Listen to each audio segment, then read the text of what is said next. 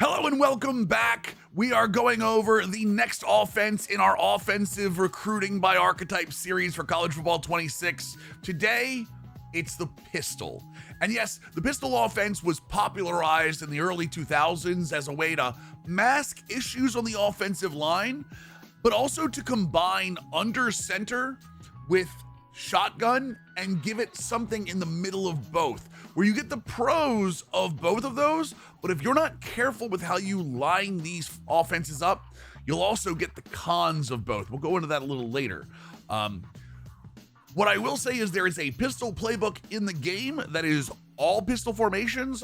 I would kind of stay away from that one. Pistol is nice, but if you fall into the traps of what is wrong with the pistol, you really want to have those gun to give you the variety. You want to have those gun formations to give you something to fall back on, especially if you get down late. Pistol offense is very heavily predicated on a good run game, which can be, by the way, zone or gap. You can go either way with that run game. It's really heavily predicated on the play action, and it's heavily predicated on moving your players around to find mismatches. One of the cool things about the pistol is there's nowhere on the field the pistol really can't attack. Where some of the other offenses that we've gone over are very specific to spots on the field or what you're looking for, 10-yard digs, play action to downfield, but not a good short passing game. The pistol can do a little bit of everything. It's a kind of a jack of all trades, not really a master of any one specific. And that's why when you see these archetypes, I want you to keep that in mind, because what we're doing here is while we are going over archetype, we're going over kind of the middle of the pistol. Whereas if you're going more towards a passing, you might want to go the one way. If you're going toward more a running or an option, you might want to go another way. And I'll give you those options of the archetypes. But first, let's talk about the playbooks that these are in. Charlotte with a star, tell you that in a second. Cincinnati, Mizzou, Ohio, Vanderbilt, which is the playbook I'll be showing here today, and obviously the pistol specific playbook. I think that honestly, Charlotte was more of a pistol last year. The reason it has a star is for this. It has about 3 formations. Now, one of those formations has like 30 plays in it, but I think you'll find that Charlotte is much less of a pistol. So we're going to take that out of there, even though it is technically a pistol scheme. I say that because if you're recruiting in Dynasty, your recommended page changes based on what playbook you have. Always remember that. Your recommended page in Dynasty for recruiting always goes off of whatever playbook you have, and they're still recruiting for the pistol when it really should be more of a spread option. So we have Cincinnati, Mizzou, Ohio, Vanderbilt. Now, Mills, you're trying all of these different things at all these positions. For sure, with pistol, you're going to be going with a mobile quarterback, right? Well, from what I find, there are 2 things that matter in the pistol when it comes to quarterback. And that is throwing well under pressure, because you're not technically in the shotgun, which means you still will have the pressure that comes in as if you were under center, and having a very good play action game. So while all of the triple option is nice, it is dressing on the real strength of the pistol. So for that, I'm going to say pocket passer. Now I know it says speed on there. The speed is more of a bonus. You don't really need speed on this player. You can have a 75 speed quarterback and be perfectly fine. You have to have short accuracy. And one of the reasons I say that is because, for those of you who don't know, the accuracy of your pitches when you're running the option, when you're running any kind of option that involves a pitch, short accuracy on the quarterback is what determines the accuracy of those pitches, even when you're getting hit. Now, Option King helps a lot with that. So, but I really don't trust a pure runner in this offense. And while I like dual threat, I think that what pocket passer gives you, not only with sleight of hand for play action, but also all of the accuracy it gives you, I think is more important. Now, what I will say is this. I told you, if you're running more towards the running line of a pistol, if you want to run it more of a like a niche pistol option and you want to focus more on the run game, I would say backfield creator is your move. And the reason I say that is because, again, you don't get option king, but you still get sleight of hand.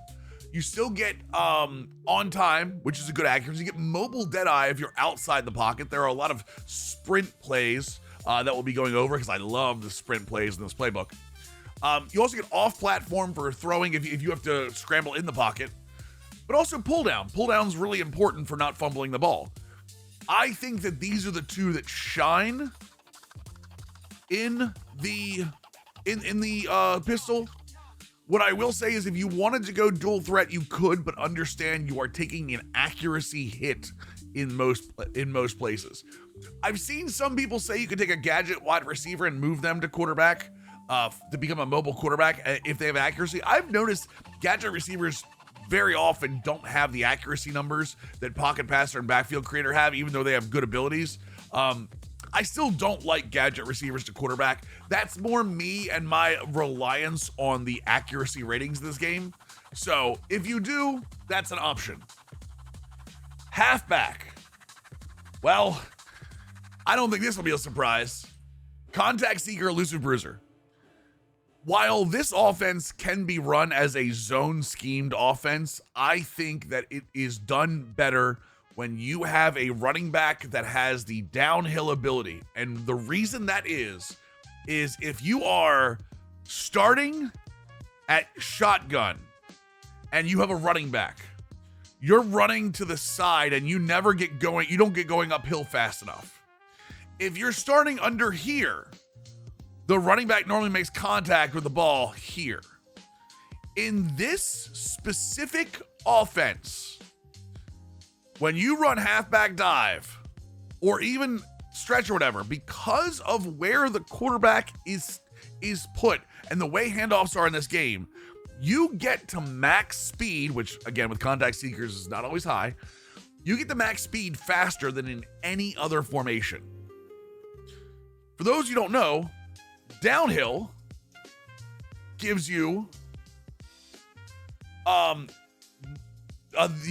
significantly more broken tackles when reaching max 90% or 80% of speed.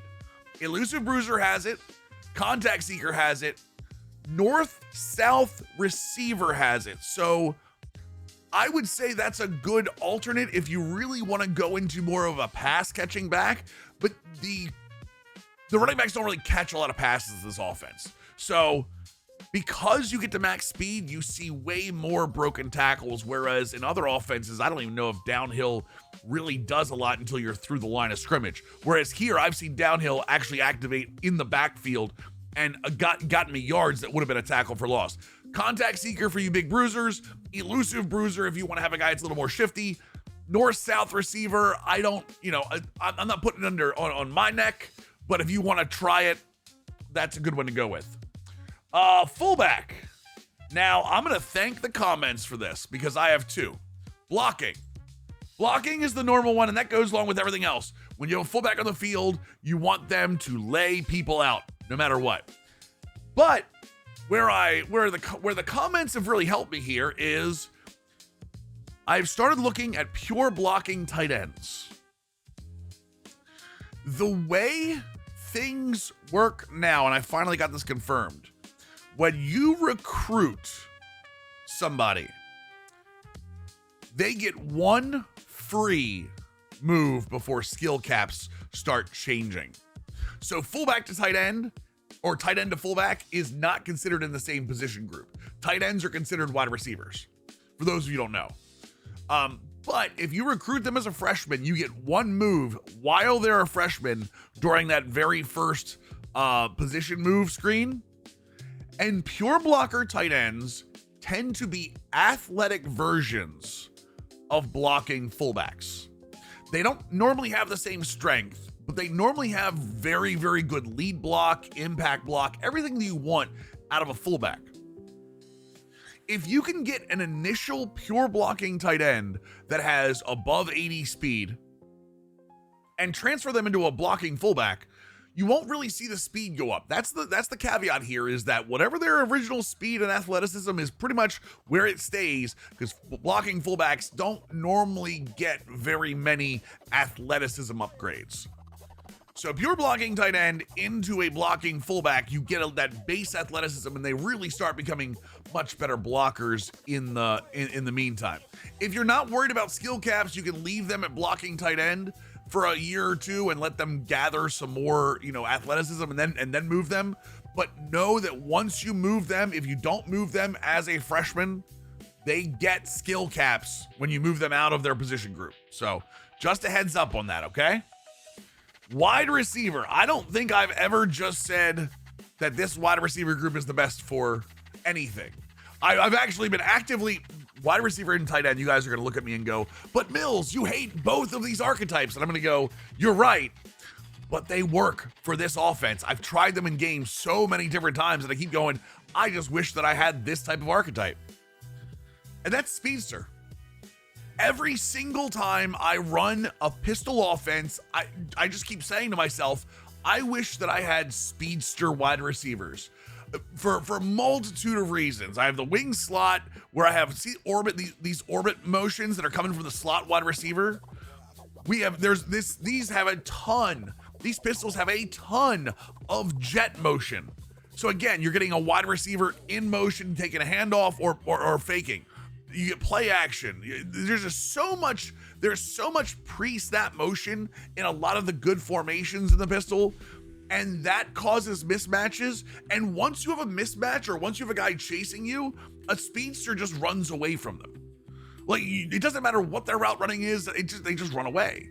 Because a lot of what you're throwing is drag, go, or post. Like, that's just the way the pistol is.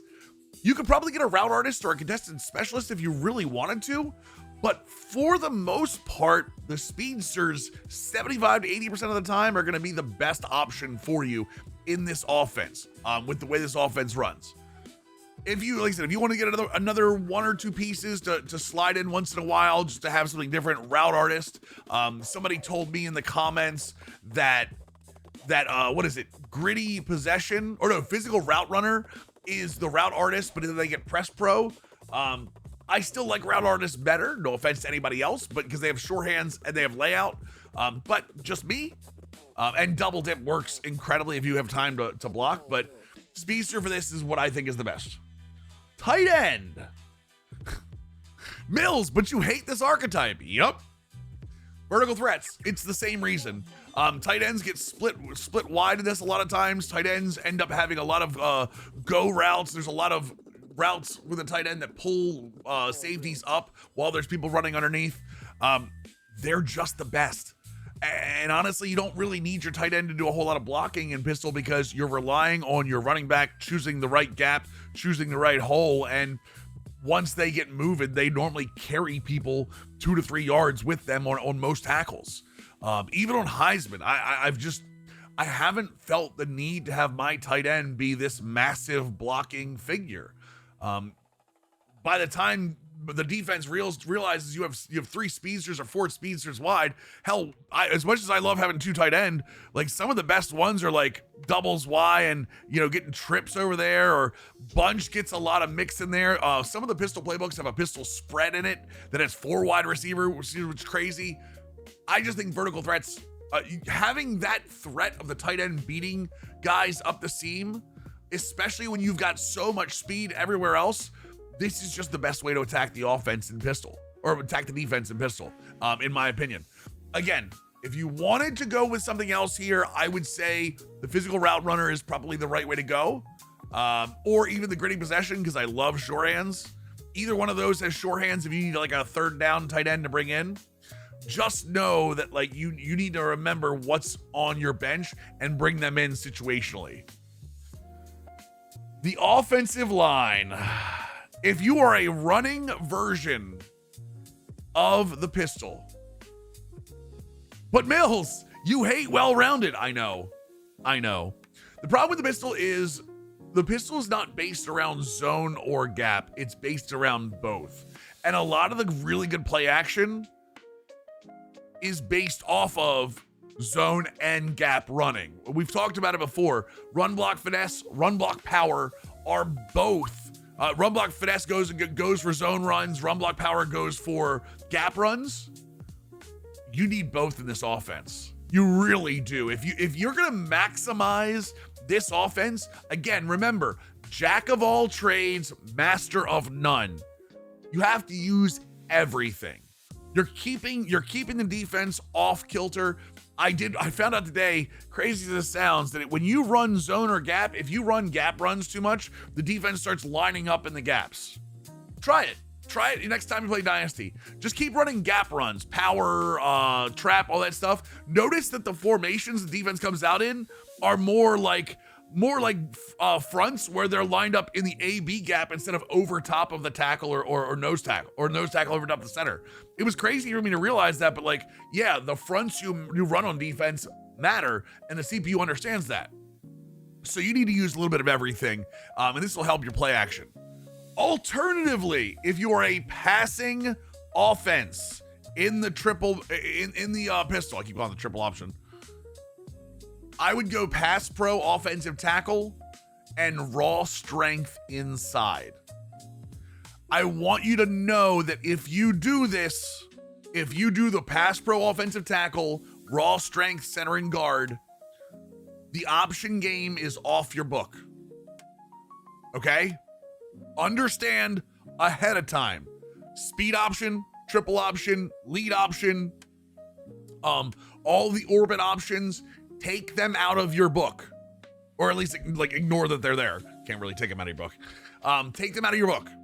Because those two specifically will not get very good run block finesse, which is what you need for the option.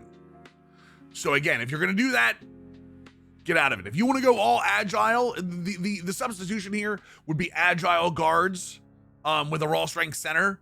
These agile guards will be good enough to get those get the nose tackle and the defensive tackle out for option plays, which is the big problem. The triple option is the tackles. But I just don't think that if you're running, I think you want to stick to more.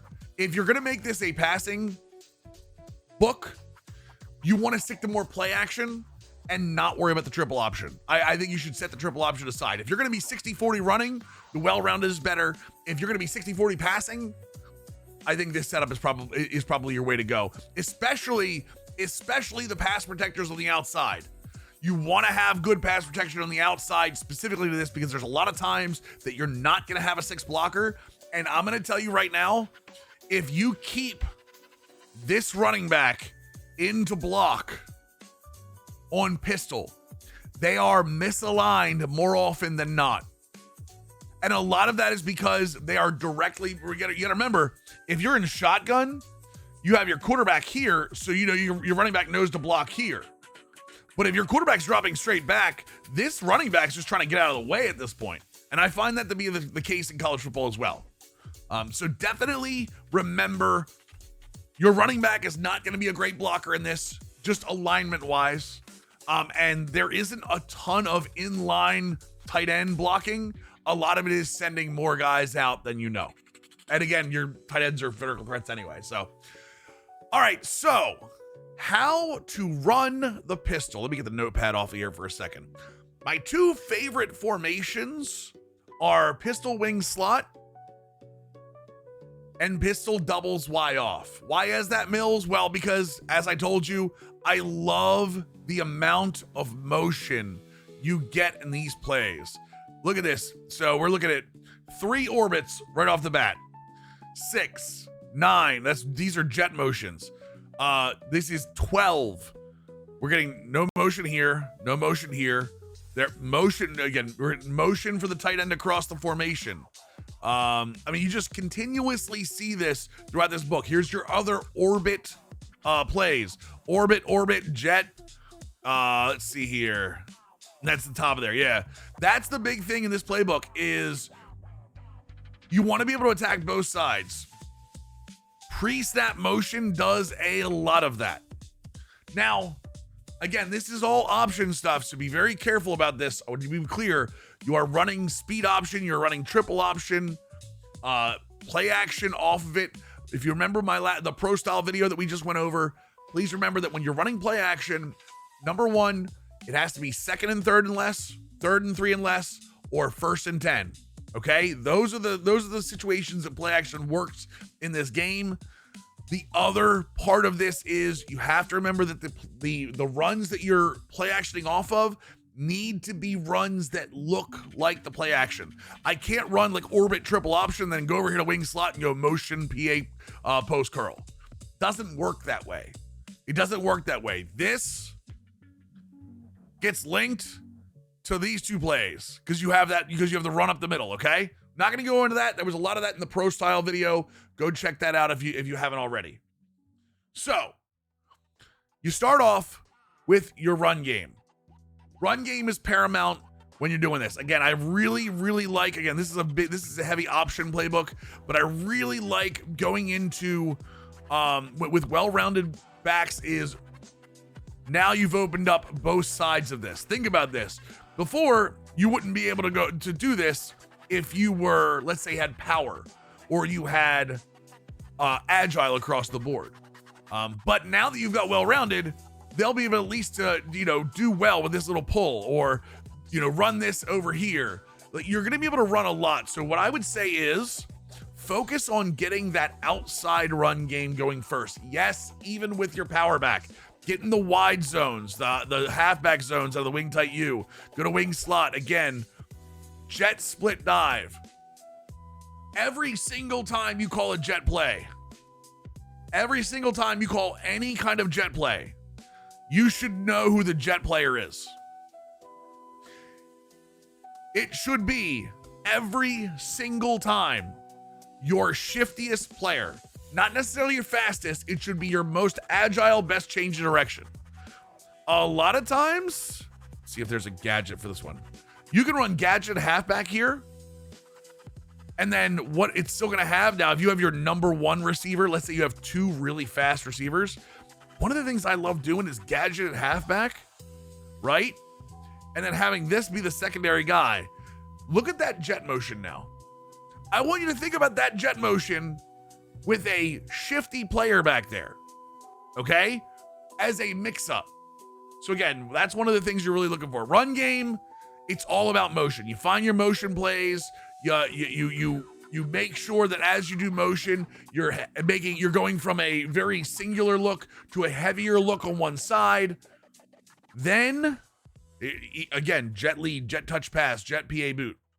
Then you get your play action. And I'm going to go, this play action is a little bit different than the pro style. So let me explain why. A lot of your PAs are going to be boots.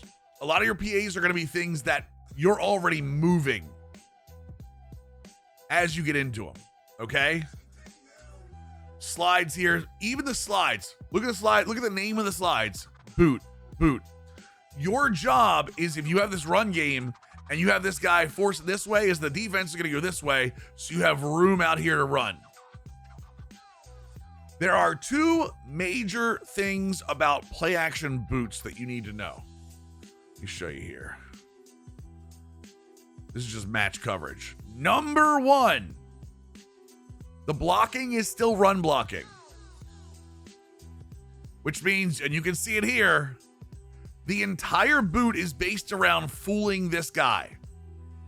You'll notice he's being left open for a reason. You need to watch where this guy is going. If he goes that way, you're good. If he goes towards you, do not throw the ball. Eat the sack.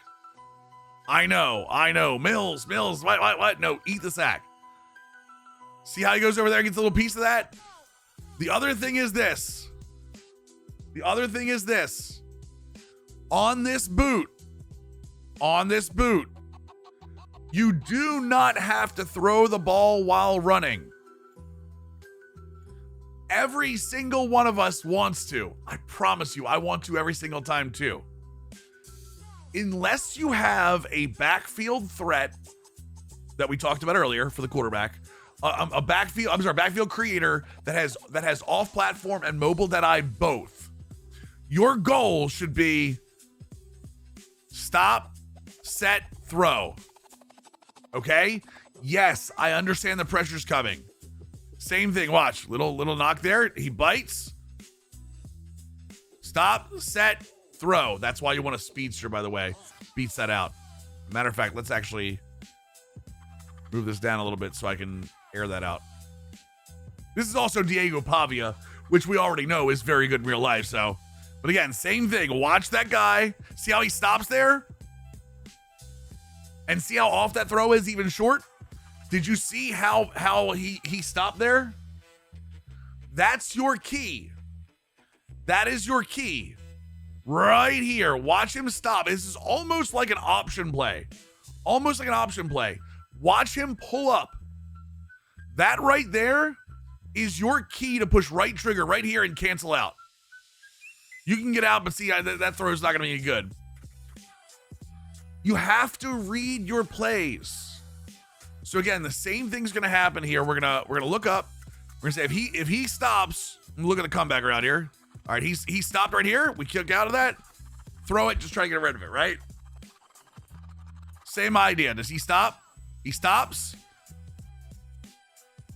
Again, that's how you know. Do not run a turnover with this.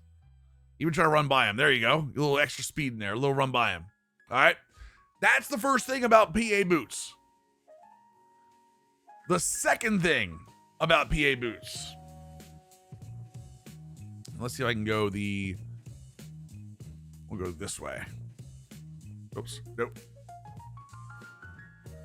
1 second. Let's the right play here. The second thing about PA boots. All right, there we go. We're gonna do this out of full house. Second thing about PA boots is you can block all of your running backs and stay behind them. And it will work, see? Look at that. Except for that guy. Damn you, Tennessee. So even on this formation here, block your running backs. You can full block here and still get see how all the blocking's up there? Throw an interception here anyway, but do not be afraid to block your running backs. And if you think the blitz is coming, block the guy you're handing off to. This is a simple mechanic that I don't think a lot of people do. All of a sudden, this is now just turned into a regular pass play. It will cancel the boot, okay? Block the up running backs, but again, if there's only one running back there, you can literally block that back running back, and now this just turns into a regular pass play. Be smart with the ball. Be smart with the ball. All right. One last thing for you, and that is sprint plays. Sprint plays are a absolute necessity in this offense. Let me show you why. Let me find my sprint power here. Oh, it's under trips Y, right? This is actually one of my favorite goal line plays. So sprint Z spot. Anything that has sprint in the beginning of it. You ready? Sprint. We're just gonna do a random play. What's going to happen here is you are going to sprint to the outside. You are not going to push right trigger, and you're going to go right back across the grain. You are not going to hold right trigger while you're running out, okay? You are going to let this animation play. You're going to use your left stick if you need to, right? And you're going to read as you go. What I will say is you will notice that this lineman is lined up outside of the tackle here. If they're lined up even wider, or even now, this is the one time that I will say it's okay. Look at the blocking real quick. See the blocking? It is okay to hold the LB and left stick full slide over. All right? You can full slide the entire time. If there are more people to block on this side, they'll leave this guy open. The way the base defense is, you don't have to worry about that. But what's going to end up happening is this guy will be chasing you from behind. You will have already made your throw by the time that happens. So again, sprint. Pavia is pretty quick. Just to make that over. You are not going to push, again, Sprints count the same way anything else does. Do not push your right trigger unless you're ready to scramble. Okay? Like right there, get out of it. See the blitzes coming in though? Same thing. Back across. Hopefully you make a better throw than I do. But when it comes to sprints, do not turbo out until you're ready to run. The reason for it is the same reason you don't turbo behind the line of scrimmage for runs, and that is, holy moly, that blitz. Let's full slide over here. Let's full slide this bad boy.